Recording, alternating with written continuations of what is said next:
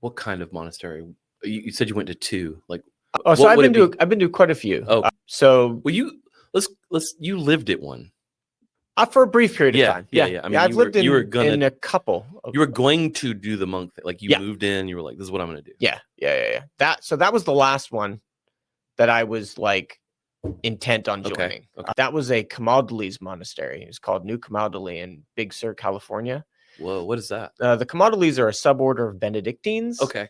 But I lived also for a brief period of time in a Carmelite monastery.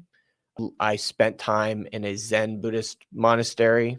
I spent time with Buddhists, which is a Korean. Son is the Korean pronunciation of Zen. Okay.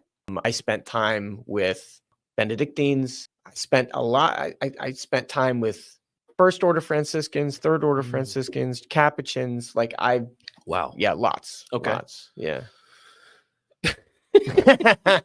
So how, like, all right. So, like, you just sort of invoke that. So you mentioned you have a class that is sort of designed to further that person as an individual, as a martial artist, not just sharpen their skills and their like sidekick.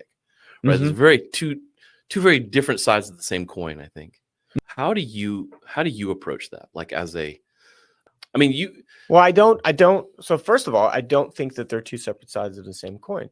There you go. So skill development or personal development is based on skill development, right? Like I can't develop as a person and not learn nothing, so to speak, right? Yeah. So the martial curriculum, the skills that we develop in the martial curriculum are designed to develop the whole person. I can't sidekick well if I don't develop good abductor strength, glute flexibility, lower back strength, core stability to be able to rotate my core on its own axis without tipping. I need to know where my head is. I need to know where my sense of balance is. I need to know where the target is. I have to be able to kick the target at the right time, at the right distance, at the right angle. Like all of these things are sharpening me as a person so that if I, any sort of interaction with an external stimuli is built around that skill development. And this is where it starts to get into like more of the ethical sort of training, right? So in our system, we have 3 practices: Neigong, Weigong, Shimgong. Okay. And it's technically Shimgong first. Shimgong is mental practice. Neigong is internal practice. And Weigong is external practice. The Shimgong practice it initially starts with the listening, the intuition of external stimuli or internal stimuli, right? So the tension in my body, do I feel like, am I off balance? Do I have pain in this hip? Like when I'm doing a movement, like how's my gut feel, right? Like, is my brain in the right place? Do I have a headache? Like all of these things are internal practices. And so we have this internal dialogue when we train.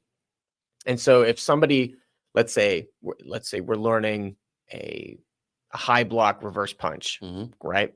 So somebody punches, that's the stimuli. I'm seeing that something's coming towards me. I parry it. That is now a sensitivity, a tactile sensitivity that I'm listening to. Once I feel like that pressure that was coming towards me is dissipating, then I follow it. And that change, that subtle change of feeling the difference in pressure, that's an internal practice. So then I move the inside of my body and the outside of my body follows, because I can't move the inside of my body and the outside of the body not move. So then I parry and I now have controlled my opponent's structure. I've moved them offline, et cetera, et cetera. I'm now in control of where their sense of balance is. At this point, I could do whatever I want. And so it goes back to Shimgong. What is necessary?